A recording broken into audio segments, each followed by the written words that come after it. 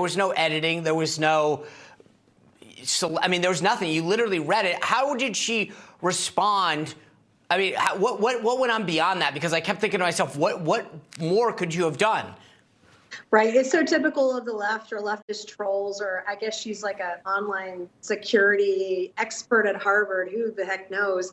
But it's so typical of them to attack the message that literally, these are her own words in black and white. We blew them up on a board behind me. I read them verbatim, and she tried to walk herself back. And it's like, no, you literally said that everyone should accost these conservative Supreme Court justices because you disagree with them politically. And this kind of rhetoric, I mean, if you're going to come to Congress, you're going to testify in my committee before me, you probably shouldn't be a hypocrite about the rhetoric about violence online. I mean, it's just not going to happen. You have these people coming to Congress, speaking out against hate speech, speaking out against violent rhetoric, when they're the ones that are completely, literally guilty of using hate speech, of using violent rhetoric. So it's ridiculous. So it is. And I was watching Jamie Raskin's reaction.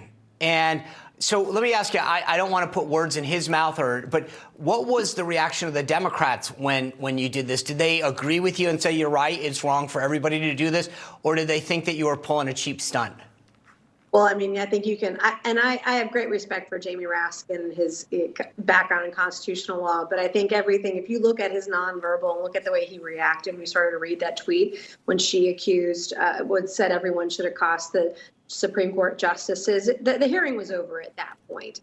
And it was the last hearing of the Civil Rights Subcommittee on Oversight. But guess what? On January 3rd, there's new management in town where Jamie Comer, myself, I'll have a gavel on oversight as well.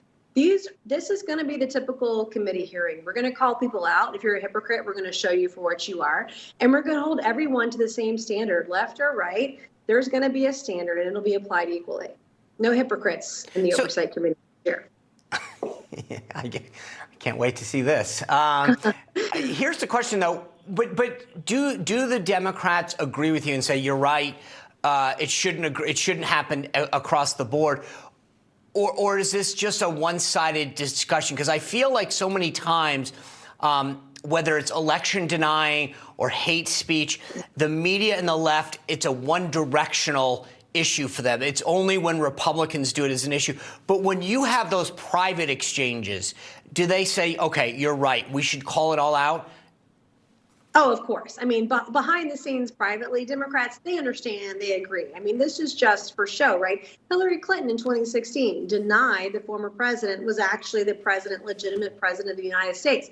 They said there was election fraud. I mean, look at Stacey Abrams and all the comments she has made about election fraud in Georgia without evidence, by the way. And so it's rules for thee, but not for me, right? They have one standard for the left, and then there's another standard for everybody else. And that's why I love the idea of Elon Musk taking over Twitter and being very transparent and accountable to the people that use Twitter on what was going on behind the scenes. These are conversations, sometimes uncomfortable, sometimes difficult, that we have to have, but everybody knows what's going on. I mean, this is just a game for most people, and it's wrong, and I'm going to call it out every step of the way.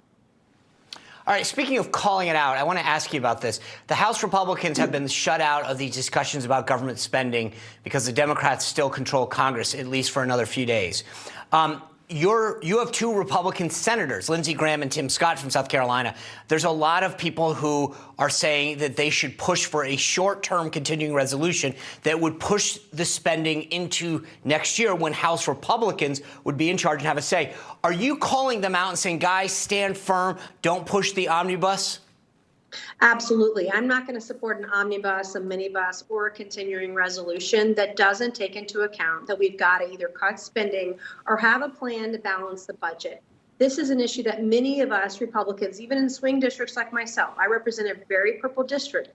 This is an issue that we ran on. And for 2 years, the federal, state, and local government literally shut businesses down during COVID-19. Businesses had to make tough decisions. They had to fire people. They had to cut spending. And yet the federal government kept doing business as usual, kept wasting money. There's so much fraud and abuse, and we have to get serious about spending. So unless there's spending cuts, or unless there's a plan to balance the budget, myself and the vast majority of Republicans aren't going to be supporting these reckless spending plans now or in the future. That is affirmative.